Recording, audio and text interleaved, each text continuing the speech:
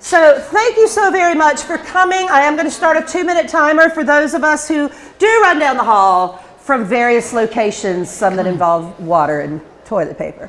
But there will be another 2-minute timer. If you would like to continue to look at the images, talk with others about what you see, what might speak to you in our gallery today. So thank you for coming to our gallery today. My name is Lori Patterson, and I will be helping you as one of the curators of our time today. This is my associate, who got quite a welcome, Carrie Duello. Exactly. Joan Guerre, exactly. I can project, and we can be just as fabulous over the top of our neighbors. Joan Guerre, woohoo. So Carrie is the Science and Social Studies Coordinator for Spartanburg District 7. And I am a music specialist and arts integration coordinator at Pine Street School in Spartanburg District 7. So what you've been looking through is our gallery as students and yourself walk through time. When the students enter the classroom, the gallery is already set up for them. If you choose so, we did have beverages and mini muffins for the children because it was early in the morning, trying to encourage them to view the art as if they are in a gallery, because how we participate with art is part of our standards. So these are images that were chosen based on what the students would be studying. You can use any image on the planet that you choose to use. If Carrie's doing this in a science unit, we were talking about the stages of a plant at one point. We were talking about the solar system, the constellations. You could do this with another period in time. Instrument families, artists. It's really your choice as to how you set up your gallery. This just happened to be, this was a group of images that students had not yet started studying in social studies. Which is important. So they were not familiar with these images at all. So we looked at it as prior learning for them, even though we're not directly discussing these images. They're seeing them, they're going to be coming in their social studies standard, and that way they can at least have this, oh, I recognize that guy, or I've seen this lady before, as they go through this, and we have some really funny things to tell you about some of these images. So our standards that were developed were, the big thing was I had a teacher come to me and said, my kids stink at inference. They just cannot do inference. I get, it's a boy. He's wearing a shirt. Okay, so our goal was, how do we go deeper? How do we get these kids to make inferences that not only make sense, but they can actually write and put them on paper? So what we're really going to hit is, I don't like to read to you, so I won't. In our visual and theater standards, we're going to be talking about how we work with people to make a dialogue and create a scene. They're going to be looking at relevant details in artwork. Please remember, photographs are artwork. To talk about mood and theme. Then in ELA, we're going to be making inferences to support our comprehension. We're going to talk about explicit and implied themes. The one we're really not going to hit real hard, but we're doing it, but we're not assessing it, they're looking at primary and secondary sources of information. These are mainly secondary and primary sources. Mm-hmm. So that was important for them. So that's where we're heading today. Ms. Duello has jumped in, and we're actually going to add some science to this. Again, it's not necessarily being assessed on the children, but it's language that needs to be going across your curriculums so that the children are more successful, particularly when it comes to inference, qualitative and quantitative observations and information. Mm-hmm. So key vocabulary has become a thing for a lot of areas. Much of this is all loaded into the presentation on our event app. Mm-hmm. But the big ones that have become an issue for the kids are inference, qualitative and quantitative. Those are our problems. And so in our in the science realm, and again, we're not assessing on this, but as we're teaching and as we're working with our students in science classrooms, two of the things that they have a really hard time, again, with using and being actually involved with is making observations and making inferences. Because in science, qualitative and quantitative observations are key, and that's the basis behind all science. So we spend some time at the beginning, really the beginning of the year, the first couple of weeks, I encourage our teachers to really think about and practice making qualitative and quantitative observations. And in case we have forgotten, I teach our students a mnemonic. Qualitative with an L, I have them touch their eyes, ears, nose, mouth, and the L is made with our hands. Qualitative observations are observations we use or we make using our senses. So we make using our senses. We can see things, hear things, smell things, taste things. Those are qualitative observations. And then I teach them a mnemonic for quantitative observations that has an N. I know this is not a sign language for N. So we talk about, do we want to use the sign for N, or do I want to make it actually look like an N? I hold my hand up and we talk about quantitative observations, in which we can either count or measure. When you're making quantitative observations, you're either counting something or you're measuring something. So I use my N to count or measure something. The difference between qualitative and quantitative observations. And again, that's not a standard. That is simply a piece of, it's a skill that all scientists need. So it's something that we need to be practicing throughout. Also, they should already be familiar with, we'll be talking about the art analysis part and the stage directions and things like that that come through theater. They can be taught in tandem, but it'd be an awful lot for the kids to do. So more that you can have front-loaded, the better. So they're going to identify relevant details in a photograph to make inferences about the image while providing evidence and investigating multiple meanings, and collaborate with peers to create dialogues in a scene explaining the development of an implied theme or given subject of a text. Please remember, artwork is text. That is a discussion I have to have with many in the building a lot. A piece of artwork is a text. A piece of music is a text. A dance is a text. They can be read. So we are reading our text today, our photographs. This is where the photographs come from. Two wonderful sources if you're looking for actual pictures of real life stuff, since they've had photography. The Library of Congress is fantastic. If you've never been to the Library of Congress, please go. And all of their stuff is copyright free. So you can use that stuff to your heart's content. Life, however, they do not seem to mind it if you're using it just in your classroom, but if you're going to go and put it out there for like the whole world to find and see, you may get a phone call from Life magazine that you've broken their copyright. So do be aware of, if you're using them and you're putting it maybe on a platform for them to use, it needs to be a platform that is restricted to your classroom or content. You cannot benefit Yeah, you can't benefit in any way from using their images. So which of these images spoke to some of you? Would anyone like to discuss their feelings in the gallery today? What did you see that you would? The person who shall Remain nameless. She looks like she's been through it. Like she is terrified and just barely hanging on. This young lady. So this really spoke to you, Yeah. and because of the feelings that it was emoting. I've only seen the one where she looks more structured with people around her, and Okay. she seems safer, I guess. Anyone else? Was there something that you saw that you're like, I wonder what that is? Which one? I didn't wonder what it was. But it spoke to you? That as I walked through, it was just like I had an out-of-body experience. I heard, even as I saw, I heard it very loud as I watched it. It was very loud to me. When I picked these images, I tried to pick images, and Carrie will speak a little more to this, one that you did not know. You may know somebody in it, but you don't know this image. But they were also powerful images. I picked them because they spoke to me. I went through hundreds and hundreds of pictures to put this together. So if anybody else would like to... I heard you say that, all of the images as a whole really spoke emotionally to you. Absolutely. Yes, I got no. The fourth image, just because of the emptiness. Oh, this and little the one? shadows. Yeah, that one kind of, it's not. This one's what she's... Bone shaking almost. And again, it was the emotions that spoke to you. Everybody does, and I'm glad it's actually not legible, because everybody does try to read the sign. Like the kids were up there trying to read her sign. So as you're planning, pick images that speak to you too, which is what I did, because if they speak to you in an artistic way, they're going to speak to your kids as well. So here's what the students did. They had the exact same photos you just looked at, sans one, and you'll figure out that in a minute. They had to pick their top 3 images that they wanted to know more about.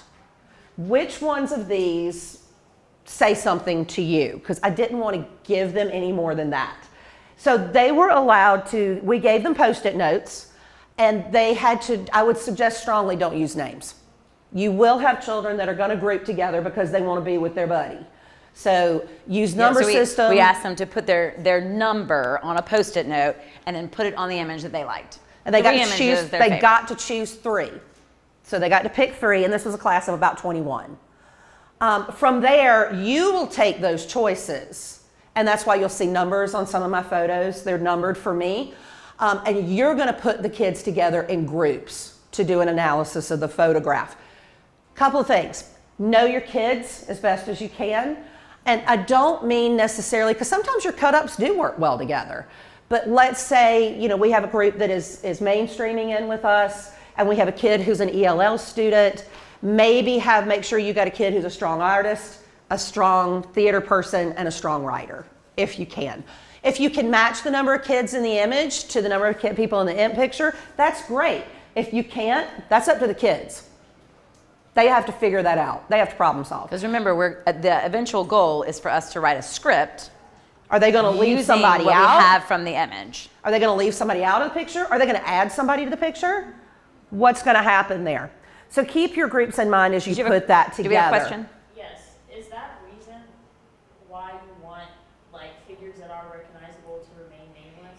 Part of Yeah. it. So, and ultimately, we did this with 5th graders. They had no idea who these people were. They were about to They start had the 60s. and we'll talk about this in a second. We as adults know these images and know what's going on. Our children had no No idea. clue. Can I tell the story now? Sure. So this is my favorite. This I'll is go my back and get favorite it up. image. So it's the Nixon Kennedy debate. I mean, we all know that this is something. So had a 5th grade student look at it, and I was talking to them about, you know, what do you see? What do you notice? And they were like, is that The Voice? Is that the singing competition? I'm not joking. And they did. They wrote the whole script on whether these 2 guys were on The Voice. Because if you look at the image, if you don't know who those people are, Using there's their prior knowledge. microphones, right? There's microphones. There You are got judges. 4 chairs. There are judges across the front. Those guys are in front of a podium. I mean, it looks like they're about to. I mean, They are going to use their prior knowledge. They're going to create that schemata based on what they know. Correct. So- So ultimately, they're what I don't know if anybody, if any of the students were able to identify what was actually, they had no context to be able to match that, which is the reason. And so we want us as, we want to see this as a student, which is the reason that we didn't want to talk about who they were, because ultimately the kids don't know. It's about inference. So, like I mentioned, keep in mind they're going to have to complete an analysis of the photograph. They're going to create a tableau of the photograph. For those of you who don't know what a tableau is, it is a frozen picture. So they're trying to recreate that image you're looking at, and then write a script. I mean really little here, guys, based on their inferences from the photograph. I mentioned that prior knowledge is going to be important. We had already discussed with these kids ad nauseum how to analyze a photograph, or how to analyze a piece of art. How do you describe, look, think, and connect? They're going in knowing how to do that.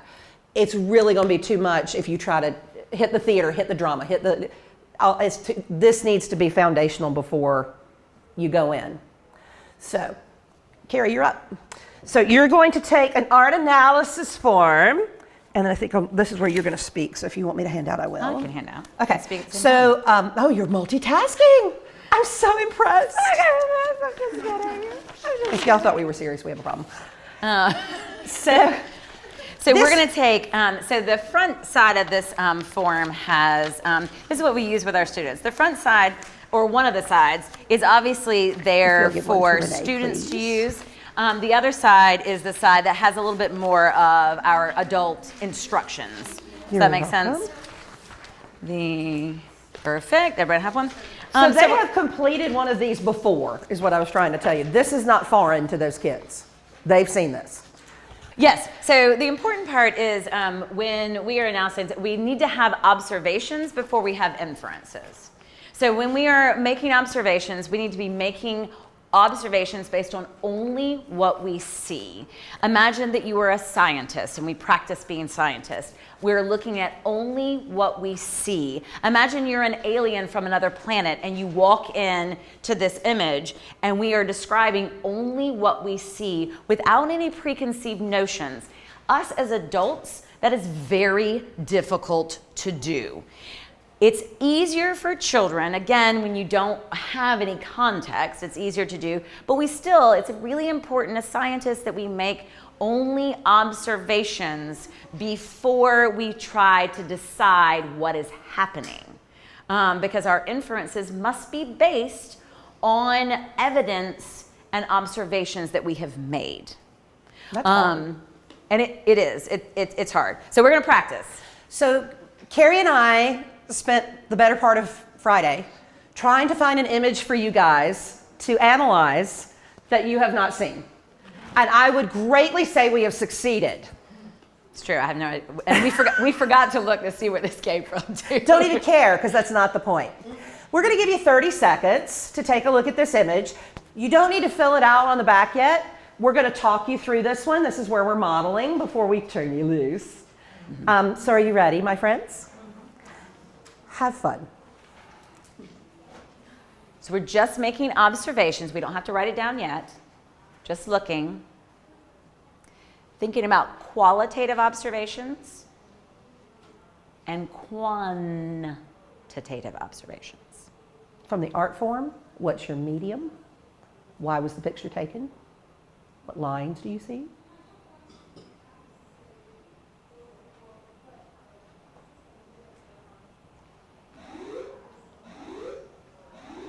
Okay, would someone like to share an observation that they have made, either a qualitative, quantitative observation, or about the art form? Yes? As someone with a psych degree, I think about sensory deprivation. Okay, so I love it. we went to, now do you know that they are being sensory deprived? No, but that is, so you are, exactly, you immediately said, I am making an inference.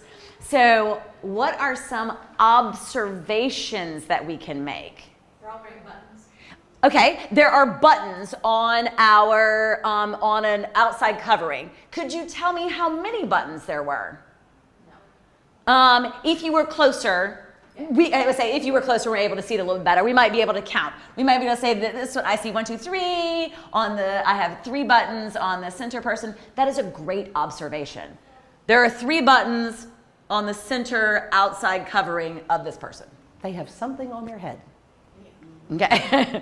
And it's not recent because of that jacket, nobody wears that kind. Okay, but an inference, because I have a jacket like that I have bought recently. So the styles are coming back. So, I'm sorry? They're wearing like some sort of covering over their face. Okay, there is a covering over their face. They all have collars. There are collars on their coverings. This is where Carrie taught me something, because this is hard for me. I remember saying there's 3 men in the photo, and she said, you don't know that. There are 3 people. We don't know that they're men. And I said, but they have on ties and they have short hair. And she said, so there are 3 people in the photograph. That would be an inference, correct. So it was, I said, can I say he's wearing a sweater? It's... There is hair. They all have hair. This individual in the center seems to have a fuzzier covering of some kind. So it's important to have students practice that type of observation making. Do we see how we did that? Our brains immediately wanted to jump to inferences. What was happening? What's going on in this picture? But we want to stop first and make observations first before we then try to figure out what's going on. I dare to say that the person in the pumpkin-shaped head covering is smiling.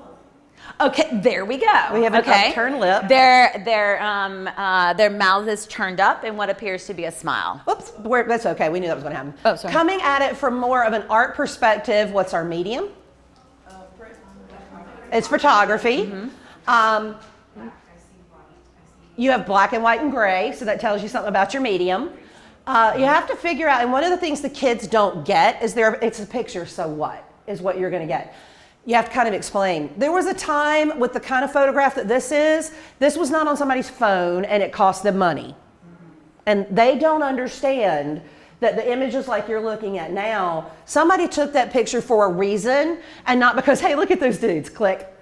Why was the picture taken at all? So that's going to get into, but it's important or it wouldn't have been taken.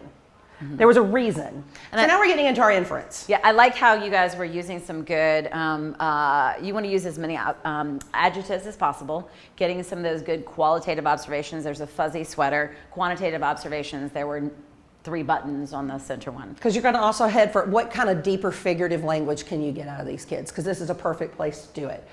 You gave me pumpkin shape. I see a pumpkin shape, translucent form on his head that appears that it may be difficult to breathe. On there, here we go. But this is why I need Carrie. So what does this make you wonder? Are they at the World's Fair? Right. Oh. So now we're moving past observations. Now we're moving into that thinking and inferring. Seem to be 3 different kinds of the same invention, maybe, or 3. But what are 3 they? different kinds of the same thing. Right, exactly. They all are trying to answer the same problem, perhaps, and we have 3 different ways to do that. So the big thing we're going to ask you is, why do you think it? What evidence do you have? So I thought the World's Fair was great. Why? What evidence? What evidence would it be that was the World Fair? Could it be that they are modeling the next greatest bomb prevention? Absolutely. And here's where it's fun. This is where the kids get to let their imaginations go a little bit, but you've got to be able to defend what you think and why you think it. Right. You and so can't why, just- but why do you think that? You know, if they wanted to tell me these guys were from Mars, I'll take it if they can defend it. I'm just going with my schema of what I thought happened in the past, and maybe they fit somewhere in there. So we got you going with what we're after with these kids. And then connecting. Does it remind, you had to remind. Does it remind you of anything and why? Because your perspective impacts what you see and your experiences. You can't take those away. They're there. So claim them. So on the bottom of our form, we ask the kids, what does this remind you of and why? All right? So you guys did this Yeah. one, and again, we had Carrie and I say picked during this the one day. because you didn't have any previous knowledge of this whatsoever. And honestly, neither of us know what it's about because it doesn't matter, because we just needed to find a I do a think photo. it is some. It was something about gas masks from Right. World War II. right. So this was what the children did. This is what the students did with me in the classroom, where we talked about, this is a problem we all live with, by Norman Rockwell, and many of you have probably seen this photo. The children had not yet studied Ruby Bridges, so they didn't know. And so we sit down and we did, with the kids, what I do is they have 1 minute to look at the photo. And I make them be as dead quiet as they can be. They got 1 minute to analyze this photo or look at it, take inventory. Then I have them close their eyes for about 30 seconds and then look at it again. What'd you miss? What do you see? And then we do exactly what Ms. Duello just started with. Literally, what do you see? And so the children would start, and I remember the first one was, I see 4 men and a girl. I said, back it up. How do you know they're 4 men? See 4 people and what appears to be a young girl. There's some people wearing some pants. And Those pants so are different and then I colors. even got an observation because they just finished World War II. I think one of them's Jewish. Can y'all figure out why they thought that? The armband. That's actually the United States Marshals Band. But I said, but that's an inference. You can say he has an armband, or the person has an armband. But they went through colors. Somebody said the young girl is in bright white. I said, okay, that is true. It's a good observation. That's a very good observation. It is a bright white. And Rockwell actually did that on purpose, for those of you who know his piece of work. But they went through the whole thing. They did exactly what Ms. Duello and I just talked you through with this. And then we go into our script writing. They have to know the piece of art first. So then we go into, how do you write a simple script? And I mean, we go in simple, y'all. We go in 1 or 2 lines per kid. Even at high school, if this is your first run at this, start simple, okay? Choose a story idea. Now at this point, we are giving you the art as an inference piece, as a reference. They're going to have to build their story idea around this. But just like Carrie was saying, the kids decided that was the voice. And they had a lot of evidence to back that up. They got a lot of evidence. I mean, and they I wrote a agree really with cool them. script. I thought what was interesting was out of all of these images, the majority of the kids knew Malcolm X and Muhammad Ali. They knew them. And they got into this whole thing about, why are you messing with him during his dinner? You know, and so they like, can I talk to you, Mr. Ali? It's like, nah, man, I'm eating. You know, it was this whole, but they knew that one. If you want to use a narrator, I found it interesting, and I've done this in 3 classes now. Nobody chose a narrator, but that option is there. But they have to understand what a narrator is and does. Right. Scene headings, you've got to have a scene heading. It's called your action statement at the top of your script. I'll show you what the students decided, and what you're basically going to do is describe your piece of art or your photography so that another person could set it up without seeing it. How would somebody else enact your script, but they can't see that picture, is what you're setting up for them. You can skip that part today because that'll take too long. You need to include subheadings like what's going on in the image. Stage directions, they did great with that, with putting those in parentheses. Walk across the room, sit down on the right, stand, whatever your stage direction would have been. But the big thing we're focused on for this is dialogue. They've got to write 1 to 2 lines per person. If they wanted to go further, that was fine, but they had to finish in the time we had allotted. So here's what this group wrote. This was one of the 3 classes I taught. This is what they gave me to set up the scene. 4 men are walking with a young African-American girl in the middle. 2 are in the front of her and 2 are behind. All appear to be in law enforcement. Someone is throwing food or other objects at the child. The girl is in a nice Sunday dress and carrying books. I thought they did a pretty good job for 5th grade kids. And this was actually an inclusion class. So they did really well. And again, not knowing anything. They did not know who Ruby Bridges. They had not studied Ruby Bridges. And also, we've spoke to this a lot. Guys, the arts reach everybody, whether you're working in music or theater or drama or visual art or dance. The kids that responded the best to this, that blew my mind, were our below average kids who struggle. And they got this. They got it. Continue. This is who they decided these were their characters. Man down stage left, man up stage right. Man down stage right, man up. I was like, seriously, could we not just call them 1, 2, and 3? Nope. And they were like, nope, Dr. Dawkins would not like that, who's our theater coach. So then we had Young American Girl. So this was their script. They did tableau it. We had the two people in the front, 2 people in the back, a person in the middle. So I'll try to give it to you as they read it. Keep up. Hurry up before we get hit. Keep back. Don't pay attention to them. I don't care. I'm going to school. And that's what they wrote. The little girl who spoke that line broke our hearts. She has a very iffy home life. And when they first wrote the script, they wanted it to be confident, and I think they even said arrogant. I mean, just big, powerful words. And they kept speaking to this young girl who was picked to be Ruby Bridges, and they kept going, come on, just say it, I'm going to school, I'm going to school. And she turned and looked at us and had a tear running down her face and said, I don't care, I'm going to school. And the whole room fell silent. And I said, you taught us something, honey, because that's probably what happened. And I mean, then everybody was crying. But it's powerful. So now you get to type, because I don't type. You get to tell us what might we write. We're going to write a script together, friends.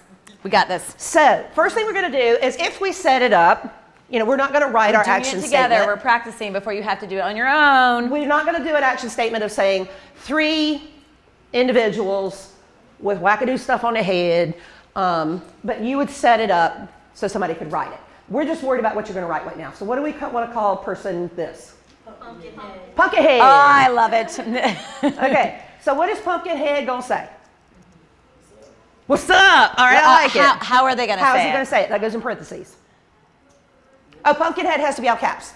Oh, that's right. Sorry, the theater person in me is coming back. Home with my hand up on my head. Okay, Okay. Pumpkinhead.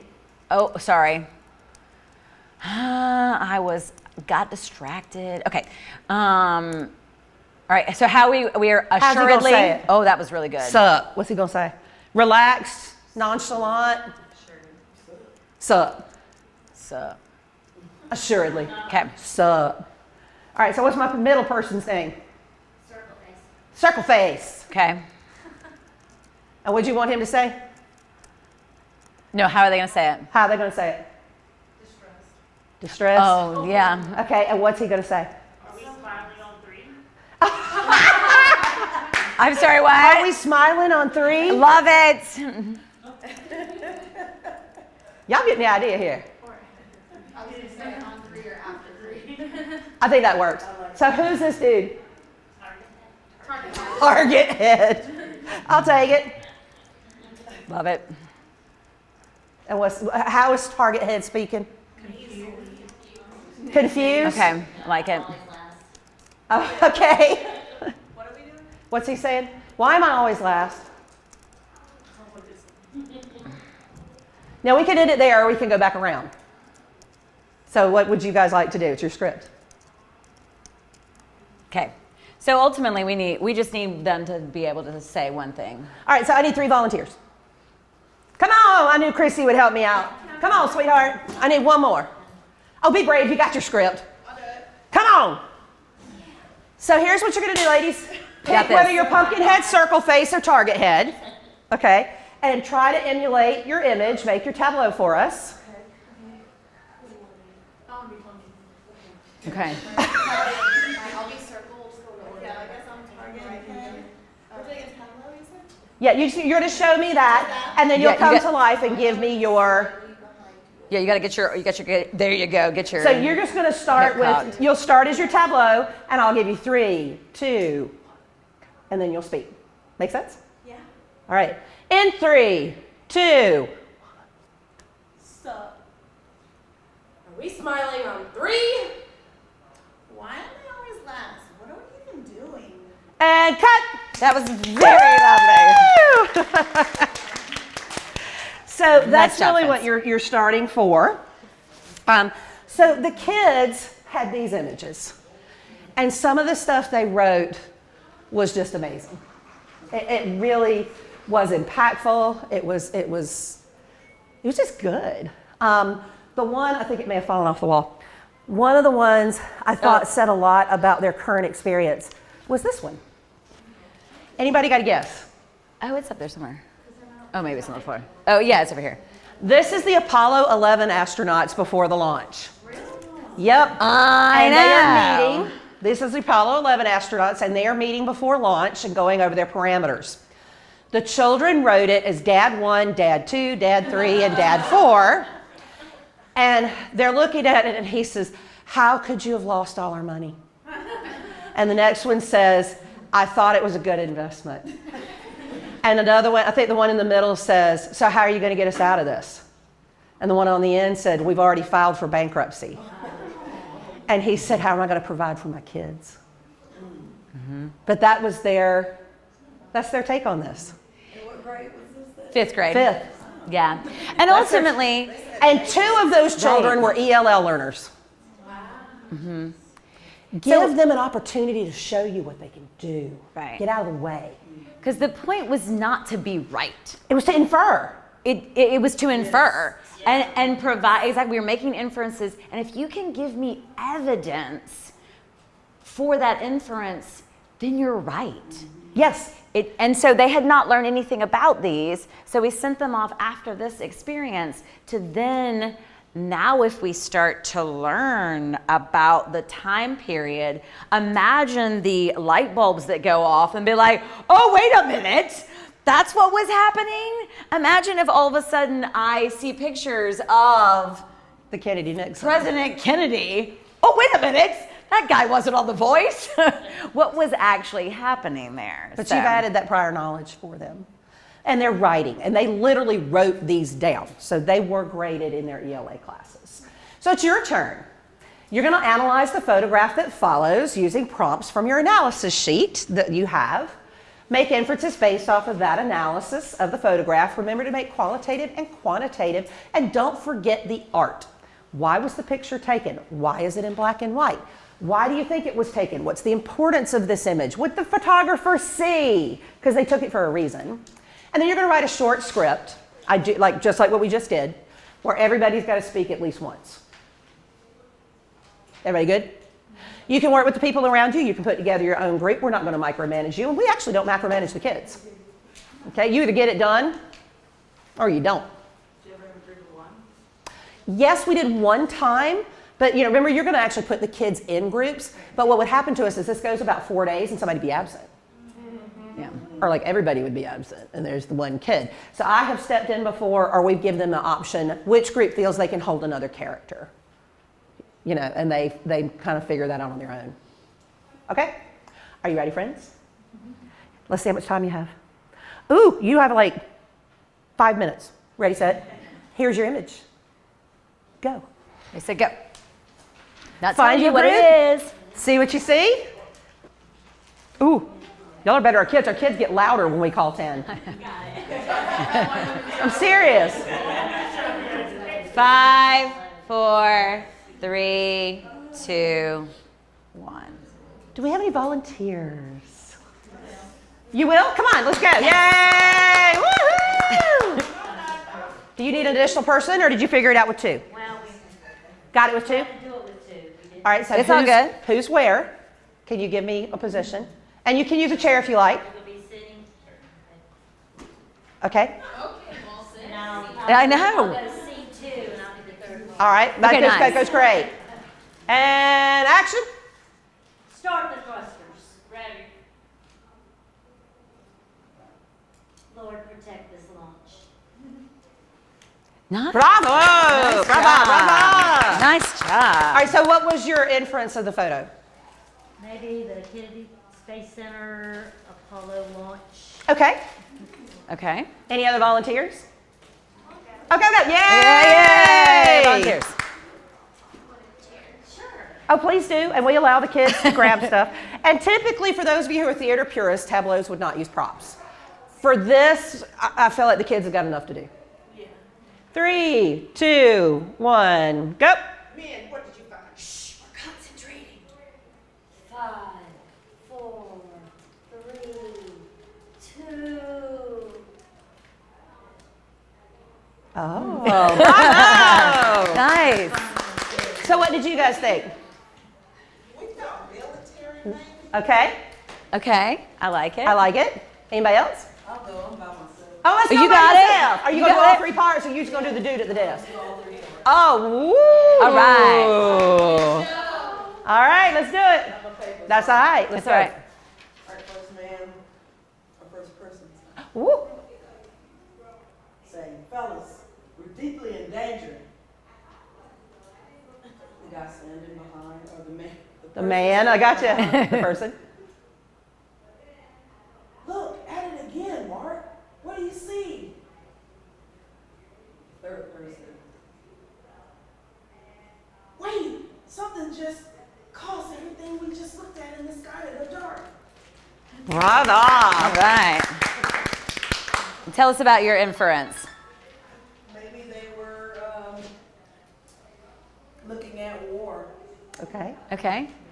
I heard a couple other, I heard an inference about that we were in a submarine. We had some good evidence to support that. No way. Who thought that? Awesome.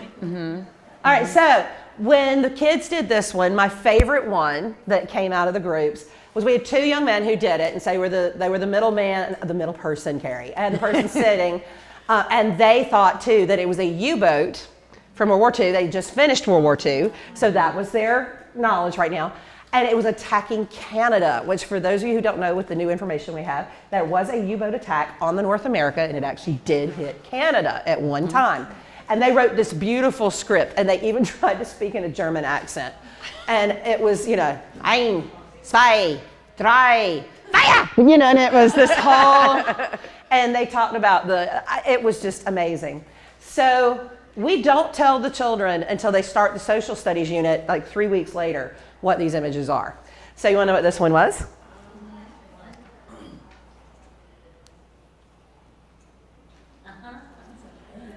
Scientists from the California Institute of Technology measured Sputnik's radio signal. Silhouetted at the right was a table set up on boxes to hold the men's supper. So this was Sputnik, which the kids went, this is what? So, But there was a lot. I mean, a lot of us were very close to that. But again, it isn't about being right. It's about, do you have evidence to support? do you have evidence to support what you think? So there are lots of ways you can use this. I kind of mentioned as we started, please don't put yourself in a box. Carrie mentioned being able to do this with just making observations and inferences in science. Social studies, we've definitely showed you. If you want to go little guys, you could really go with the alphabet, honest to goodness, trying to have them pair up capital letters and little letters.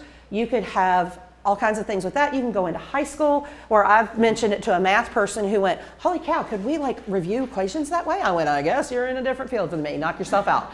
But there's lots of ways. The whole idea is to get the kids to think critically and think as independent, individual thinkers, which is what we all want in education. Get them to think, defend what they think. Say, okay, my dad used to always tell me, say what you mean and why you believe it. And that's what they've got to be able to do, right or wrong. We can go back through whether they were right or wrong, but at least get them to think. So we are so grateful that you came to see us today. Carrie didn't have an individual image of herself, so this is her dog, Jenny. So I had to pair with my dog, Sam. So there's Sam and Jenny telling you thank you for coming today and how to contact either one of us. We are more than happy to help you with anything that you need, whichever realm it ends up being in. So thank you for coming today.